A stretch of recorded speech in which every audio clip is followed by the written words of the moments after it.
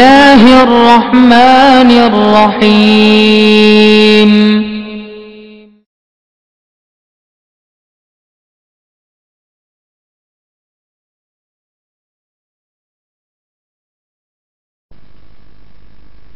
الحمد لله رب العالمين والصلاة والسلام على سيد الأنبياء والمرسلين وعلى آله وأصحابه أجمعين. أعوذ بالله من الشيطان الرجيم. بسم الله الرحمن الرحيم. إن أحسنتم أحسنتم لأنفسكم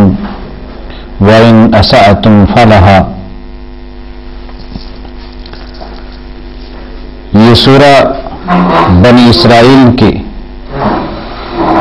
آیت نمبر 7 کا ایک جز ہے، جس میں رب کائنات یہ حقیقت ہمارے سامنے بیان کر رہے ہیں، إِنْ أَحْسَنْتُمْ أَحْسَنْتُمْ لِأَنفُسِكُمْ، کہ اگر تم احسان کرو گے، اچھے کام کرو گے، تو اس کا فائدہ تمہاری ذات کو ہوگا. وَإِنْ أَسَأْتُمْ فَلَهَا، اور اگر تم احسان سے ہٹ کے کوئی اور انداز اختیار کرو گے تو اس کا نقصان بھی تمہاری ہی ذات کو ہوگا. اگر ہم اپنے معاشرے پہ ذرا غور کریں تو ہم دیکھتے ہیں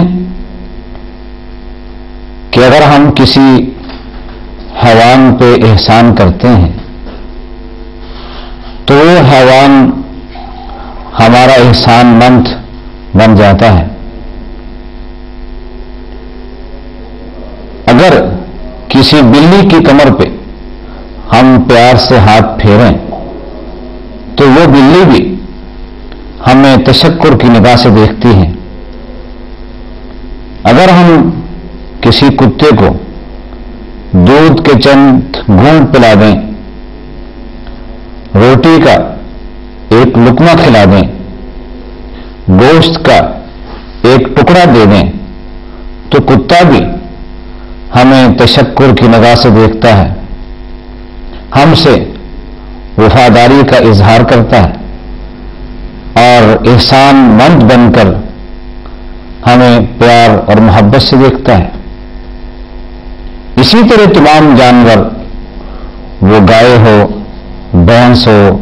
بکری ہو، جس حیوان کے ساتھ بھی ہم احسان کریں گے تو وہ حیوان احسان مند بن کر تشکر کی نگاہ سے ہمیں دیکھتا ہے اور ہمارا احسان مند بن جاتا ہے. لیکن اس کے برعکس انسان ایک ایسی مخلوق ہے کہ انسان پہ احسان کرتا ہے تو بسا اوقات یہ انسان جس پہ احسان کیا گیا، بجائے احسان مند بننے کے، بجائے اپنے محسن کا شکریہ ادا کرنے کے، بجائے اس کا ممنون ہونے کے، اس کے لیے مصیبت کا باعث بن جاتا ہے. احسان کے جواب میں بدسلوکی کا مظاہرہ کرتا ہے اور اس لیے انسان ایسے لوگوں کے رویہ سے تنگ آ کر دوسروں پہ احسان کرنا ہی چھوڑ دیتا ہے.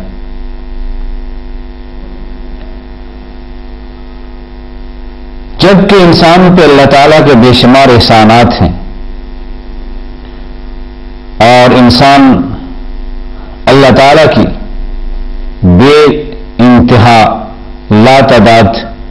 نعمتوں اور احسانات کو حاصل کرنے کے بعد اسی کے انعامات میں سے، اسی کے احسانات میں سے کچھ لے کے دوسروں پہ احسان کرتا ہے اور دوسروں سے یہ امید وابستہ کرتا ہے کہ وہ احسان کے جواب میں احسان مند بن کے رہیں، اور اگر کوئی انسان ہمارے احسان کے جواب میں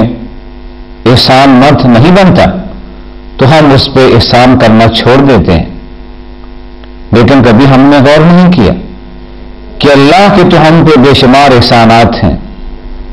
اس کی بے شمار نعمتیں ہیں۔ اگر ہم اللہ کی نعمتوں کو شمار کرنا چاہیں،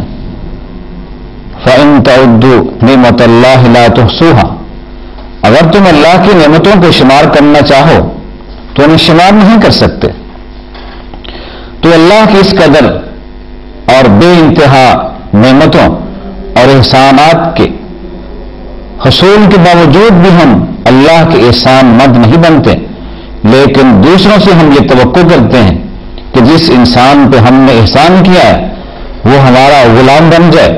ہمارا احسان مند بن جائے، لیکن اللہ کے احسانات اور انعامات کو لے کے ہم اس کا شکر ادا نہیں کرتے، اسے راضی کرنے کے لیے اس کے احکامات کی تعمیل نہیں کرتے، اس کے عطا کردہ دین کو اپنی زندگی پہ نافذ نہیں کرتے، جبکہ اللہ تعالیٰ کا بھی ہم سے ہی تقاضا ہے، ان اللہ یامرکم بالعدل والاحسان، کہ اللہ کا تمہیں یہ حکم ہے کہ عدل سے کام لو اور احسان سے کام لو، وَهَلْ جَزَاءُ الْإِحْسَانِ إِلَّا الْإِحْسَانُ، اور احسان کا جواب بھی احسان کے ساتھ ہونا چاہیے۔ جو آپ کے ساتھ اچھا سلوک کرتا ہے، حسن سلوک سے پیش آتا ہے، اچھا برتاؤ کرتا ہے، آپ بھی اس کے جواب میں اس کے ساتھ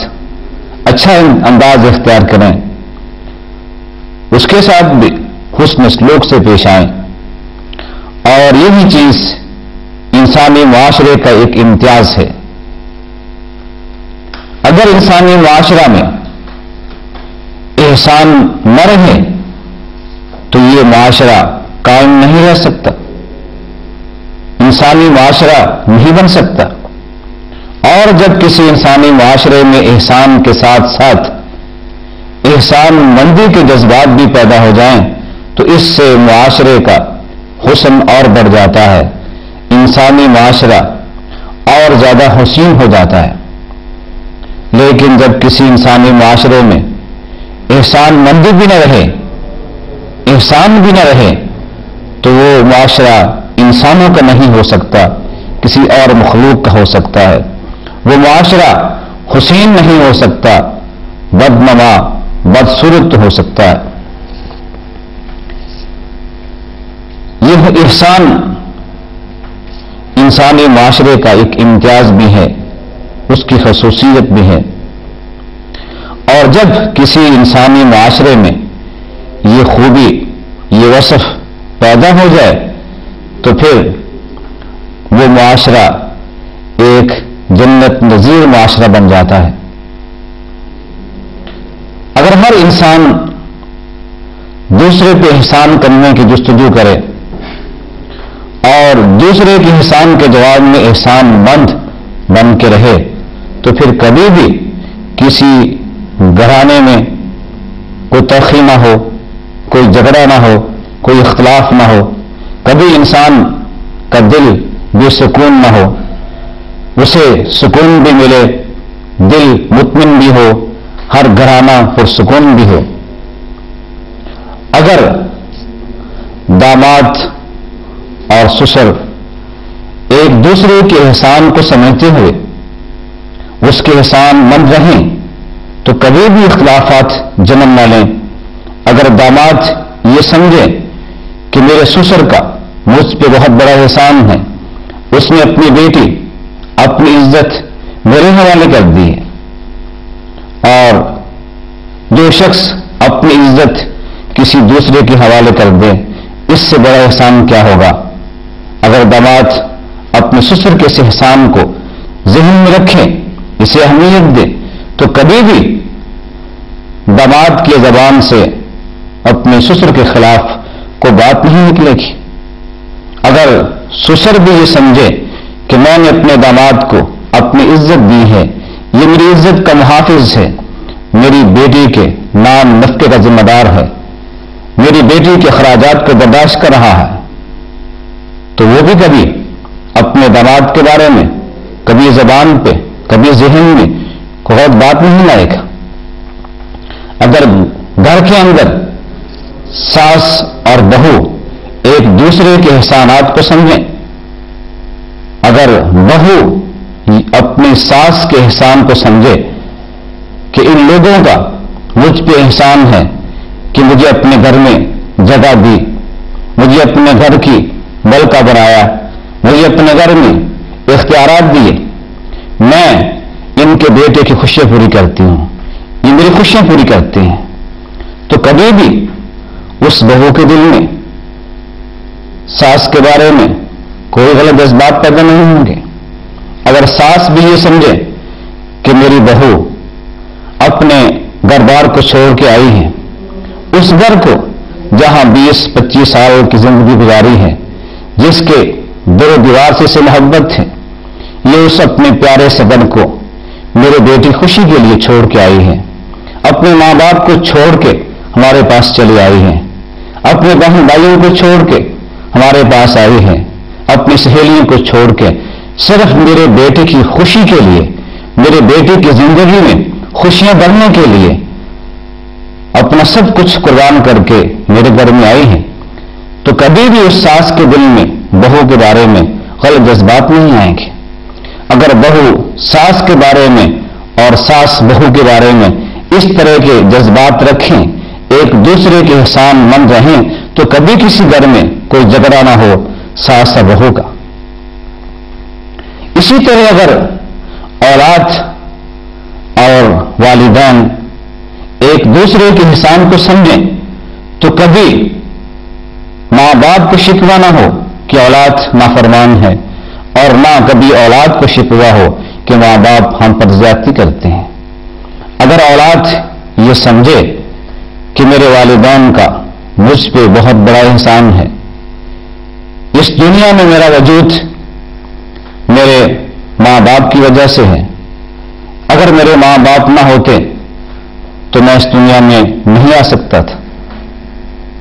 اور اس دنیا میں آنے کے بعد میری زندگی اور میری بقا میرے ماں باپ کی وجہ سے ہے۔ اگر میرے ماں باپ مجھے نہ سنبھالتے تو میں شاید اس دنیا میں چند دن بھی زندہ نہ رہتا، اور آج اگر مجھے کوئی اعلیٰ منصب ملا ہے، میں کسی عہدے پہ فائز ہوں، اگر آج دنیا میں میری عزت ہے، لوگ میری عزت کرتے ہیں، تو یہ سب کچھ میرے ماں باپ کی وجہ سے ہے۔ اگر میرے ماں باپ میری تعلیم پر توجہ نہ دیتے، میری تربیت کا خیال نہ رکھتے، مجھے پروان نہ چڑھاتے، تو پھر شاید آج جس منصب پر جس مقام پر میں ہوں مجھے حاصل نہ ہوتا۔ آج میں جو کچھ بھی ہوں، جہاں اللہ کا فضل و کرم ہے وہاں میرے ماں باپ کی محنت ہے۔ اس لیے اگر میں اپنے ماں باپ کی خدمت کے لیے جو بھی کر لوں ان کا حق ادا نہیں ہو سکتا، اور ادھر ماں باپ بھی یہ سمجھیں کہ یہ اولاد ہمارے جگر کا گوشہ ہے اور ہمارے بڑھاپے کا سہارا ہے،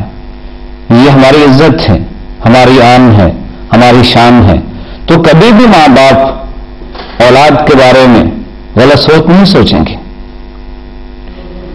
بہن ہی اس معاشرے میں